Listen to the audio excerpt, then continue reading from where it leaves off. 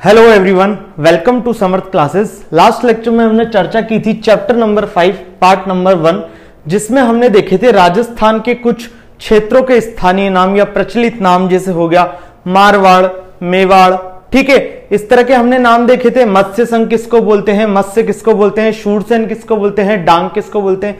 तो I hope आपने पूरे लोगों ने वो वीडियो देख लिया होगा। अगर नहीं देखा है तो आई बटन पे जाके आप वो देख सकते हैं, ठीक है। आज हम देख रहे हैं पार्ट नंबर 2, बाकी बचे हुए आज हम कंप्लीट कर लेंगे। पहला आता है मांड। तो जो मांड है वो बोलते हैं हम राजस्थान का जो जैसलमेर क्षेत्र है उसको बोला जाता है मांड क्षेत्र। क्या बोला जाता है? मांड क्षेत्र। वहां की क्या प्रसिद्ध है? मांड गायकी, ठीक है।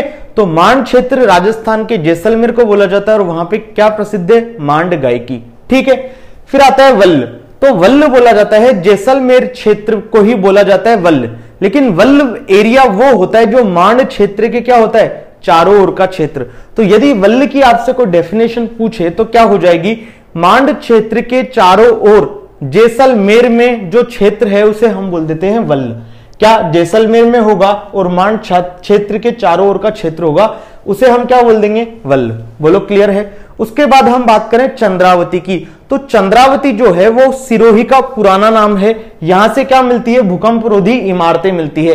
ये कब पढ़ेंगे हम? जब राजस्थान की प्राचीन सभ्यताएं पढ़ेंगे तो मैं आपको वहां पे दोबारा बता दूंगा, लेकिन यहां दोबारा मैंने आपको ऑलरेडी बता दिया। एक बार याद रख लीजिए कि चंद्रावती वो है जो सिरोही का प्राचीन नाम है और यहां से क्या मिलती है? भूकंप रोधी इमारतें मिलती है। फिर बात करते हैं जाबालीपुर की। तो जाबालीपुर क्या है? जालोर का प्राचीन नाम, नाम से ही समझ में आ रहा है, जा फॉर जालोर। जाबालीपुर जालोर का प्राचीन नाम है। क्यों नाम पड़ा?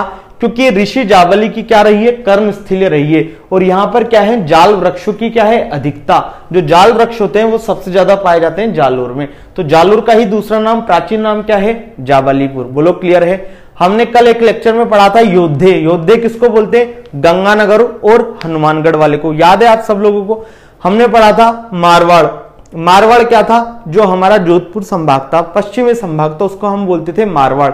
फिर हमने पढ़ा था शूरसेन। शूरसेन किसको बोलते थे? याद करो, BCD, भरतपुर, करौली, धौलपुर। फिर हमने पढ़ा था डांग। डांग किसको बोलते हैं? करौली, धौलपुर, सवाई माधोपुर, CD और SM। याद है? हमने पढ़ा था मत्स्य संघ। मत्स्य संघ किसको बोलते हैं? ABCD, अलवर, भरतपुर, करौली और धौलपुर। याद है सबको? चलिए उसके बाद बात करें अहित छत्रपुर। अहित छत्रपुर किसको बोलते हैं? नागौर का प्राचीन नाम क्या है? अहित छत्रपुर। नागौर का प्राचीन नाम है अहित छत्रपुर। और चंद्रावती किसका नाम है? सिरोही का प्राचीन नाम। क्लियर है। अब जो अहित छत्रपुर है ये जांगल प्रदेश की क्या थी? राजधानी थी उस टाइम। जांगल प्रदेश की राजधानी उस टाइम क्या थी? अहित छत्रपुर। अब बात करते हैं कि सर ये जांगल प्रदेश होता क्या है। तो देखना इधर, जांगल प्रदेश क्या होता है? जो बीकानेर और जोधपुर है उसको हम बोलते हैं जांगल प्रदेश। तो बीकानेर और जोधपुर का नदन पार्ट, इसको हम बोल देते हैं क्या? जांगल प्रदेश, ठीक है। और यहां पर कैसी वनस्पति पाई जाती है? कंटीली वनस्पति, ठीक है। सबको पता है कि जो जांगल प्रदेश है लगभग मरुस्थल का एरिया। मरुस्थल में क्या है? वर्षा कम होती है, ठीक है। तो इसलिए वहां पर कौन सी वनस्पति पाई जाती है? कांटेदार वनस्पति या कटीली वनस्पति। तो जांगल प्रदेश हो गया बीकानेर और जोधपुर का उत्तरी भाग जहां पर कटीली वनस्पति पाई जाती है। और जांगल प्रदेश अहित छत्रपुर की क्या है? राजधानी। बोलो क्लियर है। उसके बाद बात करते हैं सपादलक्ष। तो अजमेर क्षेत्र को ही सपादलक्ष बोला जाता था और जहां पर किसका शासन था? चौहान वंश का। क्लियर है। अब ये सब चीजें आपको याद रखनी पड़ेगी, तो इसमें कोई शॉर्ट ट्रिक ऐसा कुछ है नहीं, ठीक है। ये आप यहां से क्वेश्चन आने के चांसेस बिल्कुल बहुत कम होते हैं, लेकिन ये जो टर्मिनोलॉजी है वो पूरे राजस्थान के हर एग्जाम में, राजस्थान के आप कहीं भी जीके पढ़ेंगे तो ये टर्मिनोलॉजी आपको मिलेगी यूज होती हुई, इसलिए ये पढ़ना बहुत जरूरी है। डायरेक्ट क्वेश्चन ऐसा आने के चांसेस नहीं है कि चंद्रावती किसको बोला जाता था, अहित छत्रपुर किसको बोला जाता था, मांड क्षेत्र किसको बोलते हैं, यहां से चांसेस कम होते, लेकिन ये टर्मिनोलॉजी हर जगह यूज होगी। तो आपको पता होनी चाहिए कि चंद्रावती इसको बोलते हैं, जाबालीपुर इस जिले को बोलते हैं। क्लियर है। तो हमने सपादलक्ष देख लिया कि अजमेर क्षेत्र जहां पर क्या था? चौहान वंश का शासन था। उसके बाद बात करें शेखावटी, वेरी इंपॉर्टेंट। हमने पढ़ा था, देखो जब हमने अंतरराज्यीय सीमा पढ़ी थी तो एक टर्म यूज की थी कि हरियाणा के साथ राजस्थान के कौन कौन से जिले सीमा बनाते हैं। तो वहां ट्रिक हमने देखी थी, जय भजो हनुमान शेखावटी आए। जय भजो हनुमान क्या है? शेखावटी आए। तो जय भजो हनुमान शेखावटी, शेखावटी वहां टर्म आई थी, उससे 3 जिले निकले थे, चूरू, सीकर, झुंझुनू। तो वही शेखावटी की बात हो रही है। शेखावटी क्षेत्र चूरू, सीकर और झुंझुनू, इन तीनों जिलों को सम्मिलित रूप में हम क्या बोल सकते हैं? शेखावटी। तो शेखावटी में ये 3 जिलों आते हैं, चूरू, सीकर और झुंझुनू। शेखावटी, यहां पे क्या रहेंगे? शेखावत। तो यहां पे शेखावत रहा करते थे, तो ये चूरू, सीकर, झुंझुनू हो गया, जिसको बोलते हैं शेखावटी। इसी से मिलता जुलता आता है तोरावाटी। ठीक है, तोरावाटी किसको बोलते हैं? कांतली नदी के अपवाह क्षेत्र को, जो कि कहां पर विस्तृत है? सीकर और झुंझुनू में।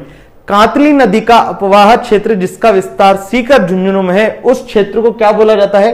तोरावाटी। तोरावाटी नाम से समझ में आ रहा है कि यहां पर किसका शासन था? तवरों का। शेखावटी में शेखावतों का। अब बात आती है कि सर ये कांतली नदी क्या है?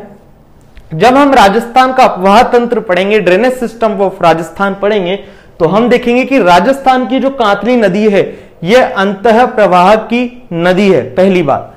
फिर ये जो कांतली नदी है राजस्थान में सबसे लंबी अंतः प्रवाह नदी है, जिसकी लेंथ कितनी है? अप्रोक्स 100 किलोमीटर, 100 किलोमीटर के लगभग इसका क्या है? अपवाह क्षेत्र। ठीक है, तो हम पढ़ेंगे जब देखेंगे, लेकिन अभी आप याद रख लो कि तोरावाटी क्या होता है? कांतली नदी का अपवाह क्षेत्र, और जिसका विस्तार कहां पर है?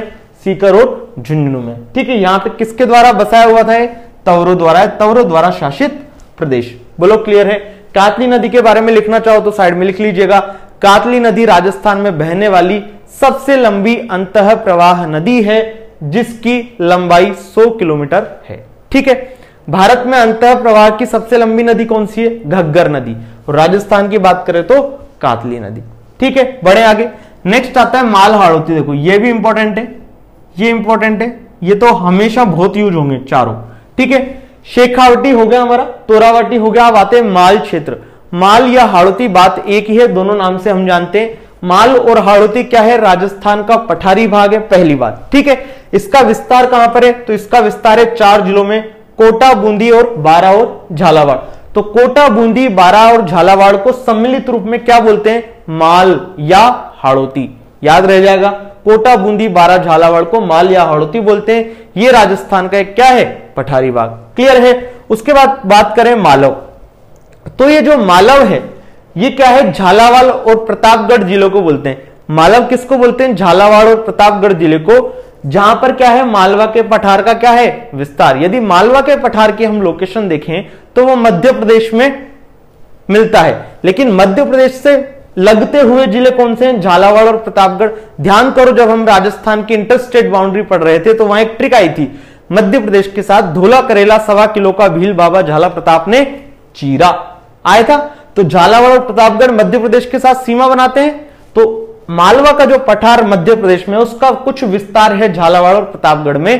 तो जहां जहां उस पठार का विस्तार है उसको बोल देते हैं हम मालव। लेकिन कौन से जिले में? झालावाड़ और प्रतापगढ़ जिले में। ठीक है, और ये जो मालव क्षेत्र है वहां पर क्या पाई जाती है? गाय की नस्लें, और जिसका नाम क्या है? मालवी। गाय की नस्ल पाई जाती है जिसका नाम क्या है? मालवी। जब हम राजस्थान के पशु संपदा देखेंगे तो देखेंगे भेड़ की नस्ल कौन कौन सी होती है, बकरी की कौन कौन सी होती है, गाय की कौन कौन सी होती है, ठीक है, घोड़े की कौन कौन सी होती है, ये सब हम देखेंगे। लेकिन हमारा जो अभी चर्चा का विषय ये है कि राजस्थान की इकाइयों के प्रचलित नाम क्या है, राजस्थान के कुछ क्षेत्रों के स्थानीय नाम क्या है। ठीक है, तो हमने देख लिया अभी माल, हाड़ौती और मालव। अब हमारे 4-5 और रह जाते हैं, वो अब हम नेक्स्ट स्लाइड में देख लेंगे। चलिए, जो अब हमें देखना था वो है राठी। तो राठी क्षेत्र किसको बोलते हैं? बीकानेर, जैसलमेर और बाड़मेर का वह क्षेत्र जहां पर जो वर्षा है वो 25 सेंटीमीटर एनुअल से क्या होती है? कम। ठीक है, तो बीकानेर, जैसलमेर और बाड़मेर का वह क्षेत्र जहां पर वर्षा 25 सेंटीमीटर एनुअल से कम हो रही है, उस क्षेत्र को हम राठी बोलते हैं। अब इस क्षेत्र में एक गाय की नस्ल और पाई जाती है, उसका नाम भी क्या होता है? राठी।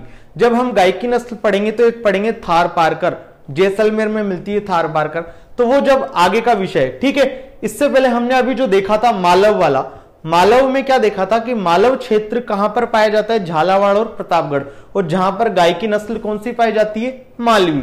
तो वही सेम राठी जो है वो एक गाय की नस्ल भी है।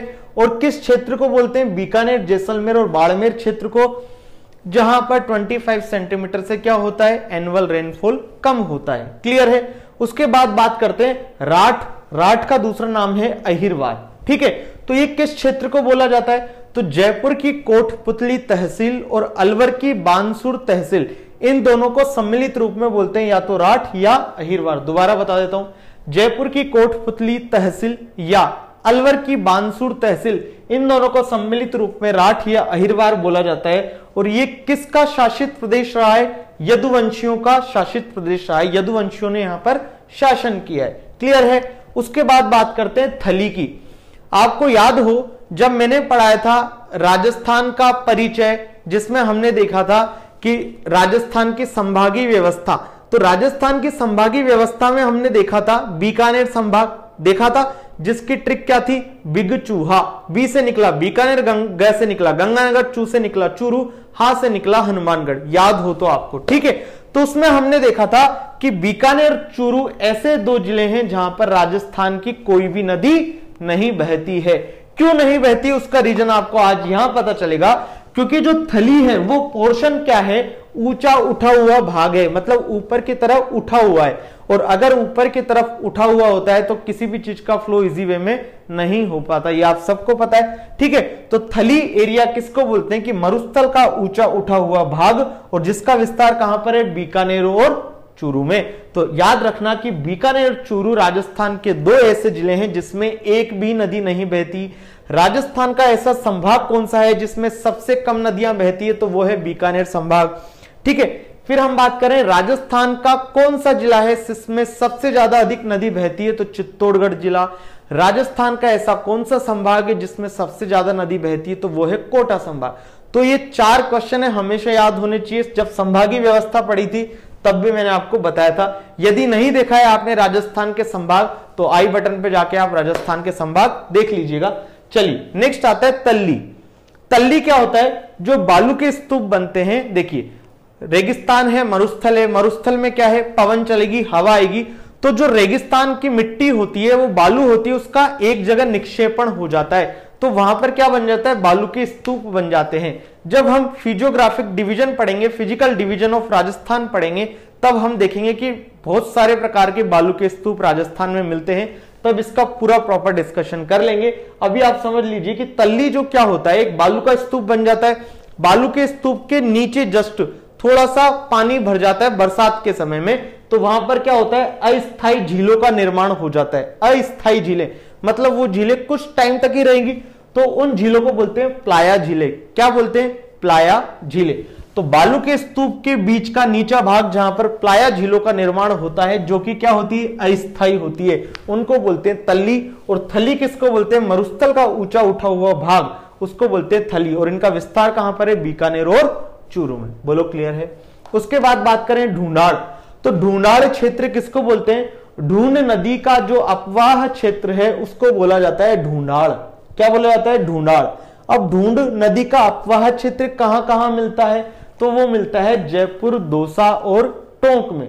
ठीक है, तो जयपुर, दौसा, टोंक में जहां पर ढूंढ नदी का अपवाह क्षेत्र है, उस क्षेत्र को बोलते हैं ढूंढाड़। याद कैसे करेंगे? देखो इसकी ट्रिक मैं बना देता हूं। हमने पढ़ा है जेसीबी, तो याद रख लो यहां से जेटीडी। ठीक है, आप और कुछ भी ट्रिक बना लीजिएगा अपने हिसाब से। कुल मिला के आपको याद रखना है कि जयपुर, दौसा, टोंक शामिल है किसमें? ढूंढाड़ क्षेत्र में। बोलो क्लियर है। ठीक है, फिर आता है हया है। ठीक है, अभी हमने इससे पहले पढ़ा था माल या हाड़ौती प्रदेश। माल या हाड़ौती में कौन कौन से 4 जिले आते हैं? कोटा, बूंदी, बारां और झालावाड़। लेकिन हया है की बात करें तो केवल और केवल कोटा और बूंदी शामिल है। तो कोटा और बूंदी का वह क्षेत्र जहां पर चौहानों का शासन था, उस क्षेत्र को क्या बोल देंगे? हया है। क्लियर है। उसके बाद लास्ट आता है हमारा शिवी प्रदेश। क्या आता है? शिवी प्रदेश। तो शिवी प्रदेश बोलते हैं उदयपुर और चित्तौड़गढ़ को, जहां पर शिवी जाति निवास करती थी। तो उदयपुर और चित्तौड़गढ़ का ऐसा क्षेत्र जहां पर शिवी जाति निवास करती थी, और उसकी राजधानी क्या हुआ करती थी? मध्यमिका। क्या हुआ करती थी? मध्यमिका या मंजमिका, बात एक ही है। ठीक है, मध्यमिका हुआ करती थी, और उसका वर्तमान नाम क्या है? अभी नगरी। तो शिवी प्रदेश उदयपुर और चित्तौड़गढ़ को बोलते हैं जहां पर शिवी जाति निवास करती थी। इसकी राजधानी क्या थी उस टाइम? मध्यमिका या मध्यमिका, और उसका वर्तमान नाम क्या है? अभी नगरी। बोलो क्लियर है। तो ये जो हमारा चैप्टर 5 है यहां पर कंप्लीट हो जाता है, जिसमें हमने देखे राजस्थान के कुछ क्षेत्रों के प्रचलित नाम, स्थानीय नाम। ठीक है, आई होप आपको पार्ट 1 और आज का लेक्चर पार्ट 2 अच्छे से समझ आया होगा। राजस्थान ज्योग्राफी में अब हम बेसिक इंफॉर्मेशन कवर कर चुके हैं।